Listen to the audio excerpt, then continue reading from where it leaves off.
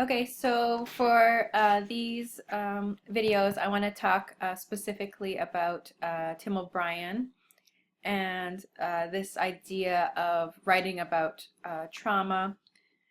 So in the book, there's a lot of sort of self-reflection where we have the author reflecting back on his experience and sort of talking about the process of writing about these stories that we're reading.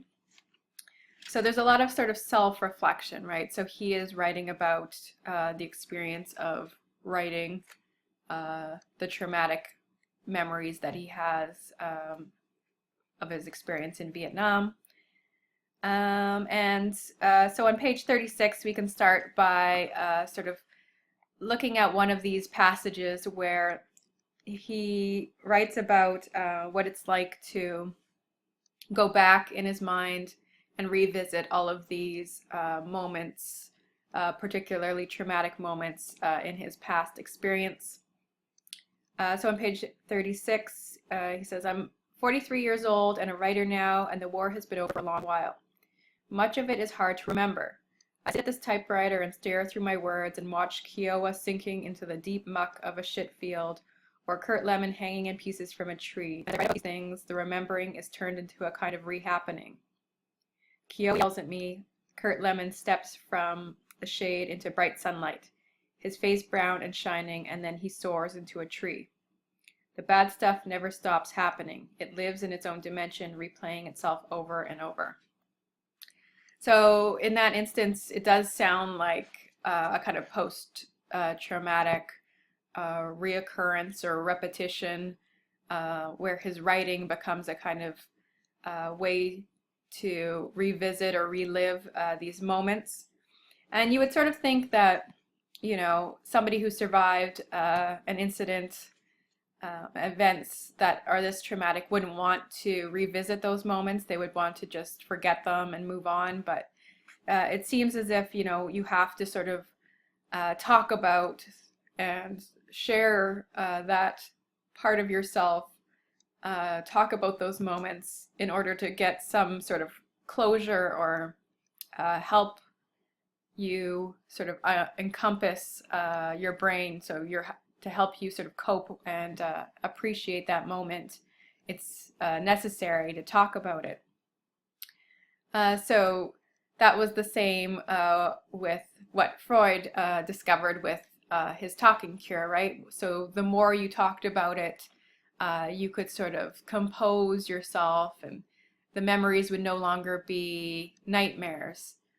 They would no longer happen when you didn't want them to, but you could consciously remember them, and in that way you sort of master them, right? So you have a little bit more control over the events of the past, your memories, and you sort of gain a sense of control again in your life. So you're not haunted by memories anymore because you're consciously bringing these memories to life through your writing or through sharing your story with others. The opposite would be repression, right? So if you didn't talk about your past, if you kept all those haunting memories stuffed down into your mind and repressed them, eventually they would resurface as symptoms. So you would grow sick, unhappy, depressed, and have a whole slew of symptoms because you're not consciously dealing with something that was traumatic in your past. So for Tim O'Brien, it seems as if his writing and the act of storytelling takes on almost like a healing quality. And I don't know if even he's sort of consciously aware of the healing process of his writing, but he does sort of, especially in the story with Norman Boker, talk about how he was able to sort of avoid some of the post-traumatic symptoms by writing about his story. So we can see in the section of notes, he comments on the process, right? So his process of avoiding some of that post-traumatic stress disorder So he says on page 179, in ordinary conversation, I never spoke much about the war, certainly not in detail, and yet ever since my return, I had been talking about it virtually nonstop through my writing. Telling stories seemed a natural, inevitable process, like clearing the throat. Partly catharsis, partly communication. It was a way of grabbing people by the shirt and explaining exactly what had happened to me, how I'd allowed myself to get dragged into a wrong war, all the mistakes I've made, all the terrible things I had seen and done. So he says, I did not look at my work as therapy and still don't, yet when I received Norman Volker's letter, it occurred to me that the act of writing had led me through a swirl of memories that might otherwise have ended in paralysis or worse. By telling stories, you objectify your own experience, you separate it from yourself, you pin down certain truths, you make up others. So the process of writing and telling his stories, he does credit that with some way of separating those memories from himself, and a way for him to avoid some of the negative consequences that the other soldiers face in their post-war lives. And it seems as if there are, two very sort of traumatic moments in Tim O'Brien's war experience. The one that caught my eye was his story about killing a man, called The Man I Killed. And in this story, we have him sort of as a young maid at an oncoming Vietnamese man who was walking down a trail, and the grenade went off, killed the man, and then Tim O'Brien is staring at the body of this man who he has just killed, and imagining what this man's life might have been like. So all of the descriptions of this young man who has died are sort of projections of Tim O'Brien's, right? So he couldn't have known what this man's life was really like, but his imagination, so as an author and writer, he can imagine what this young man's life might have been like. And he's also projecting some of his own anxieties or thoughts, feelings onto this young man. And there are sort of similarities between his own story about, being dragged into this war, not wanting to, and then eventually succumbing to, the pressures, social pressures, cultural pressures of joining, enlisting, rather than being viewed as a coward. He also imagines that this young man who has just died also feels the same cultural pressure to live up to an ideal of masculinity. So on page 140, we have Tim O'Brien imagining what this young man, what his struggles were before he died. So he reflects on what this young man might have gone through. And he says, he was not a communist, he was a citizen and a soldier. In the village of Mai Khe, as in all of Quang Nang, patriotic resistance had the force of tradition, which was partly the force of legend, and from his earliest boyhood, the man I killed had listened to stories about the heroic Trung sisters, and Tran Hang Dao's famous rout of the Mongols, and the Li Loi final victory against the Chinese at Totong. He had been taught that to defend the land was a man's highest duty and highest privilege. He accepted this. It was never open to question. Secretly, though, it also frightened him. He was not a fighter. His health was poor, his body small and frail. He liked books. He wanted someday to be a teacher of mathematics.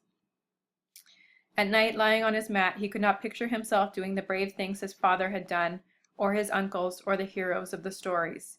He hoped in his heart that he would never be tested. So we see Tim O'Brien sort of projecting or making up this story of what this young man might have faced in his decision to serve in the military.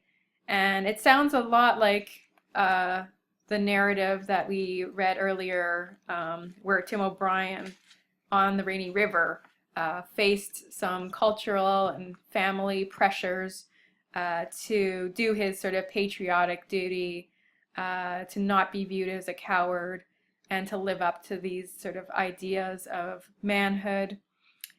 So we see on both sides, the Vietnamese, Viet Cong soldier and the American soldier, both young men, both felt pressure to conform and meet unrealistic expectations of courage, to prove their manhood and masculinity through violence and warfare, and are sort of caught up in this war that neither of them was particularly passionate about or believed in.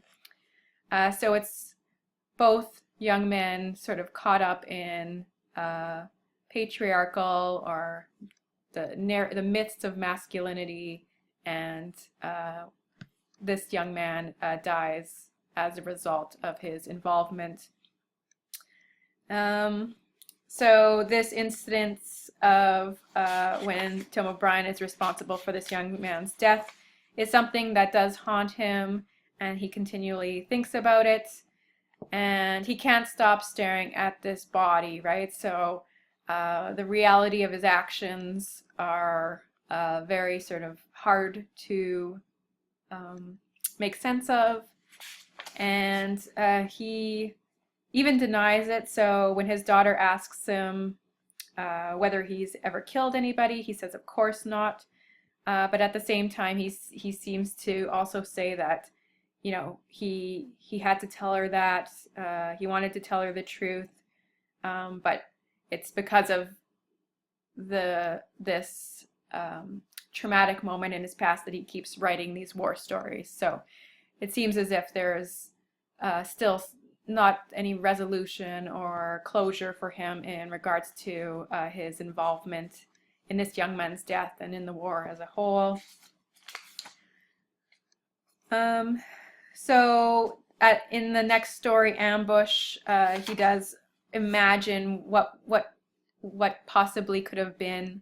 So sometimes he says he has these daydreams where he just lets that young man pass on the trail without throwing the grenade. You know, what would have happened? So there is this sort of lingering, you know, doubt or feeling of guilt, or, you know, you're not fully resolved about your actions. So in this sense, there is a little bit of, I think, survivor's guilt or post-traumatic evidence of the sort of repetition of this event, this memory in his mind. So it is one of those circumstances in his war career that he remains sort of ambivalent or ambiguous about, not knowing what he did in that instance was the right decision or not. So it's something that continually sort of haunts him. Tim O'Brien will also write about revisiting the field where his friend Kiowa died that day.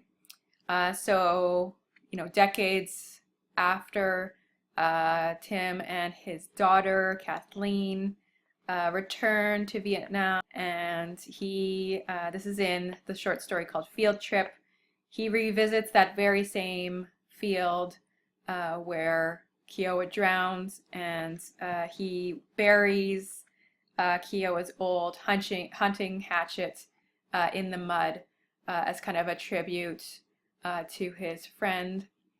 And in the short story, Tim O'Brien will reflect on his own transformation throughout the war and how it changed him from the young, naive, innocent young man, young boy who he was, into somebody who was a little bit more angry, bitter, and just altered by the war. He became sort of colder and more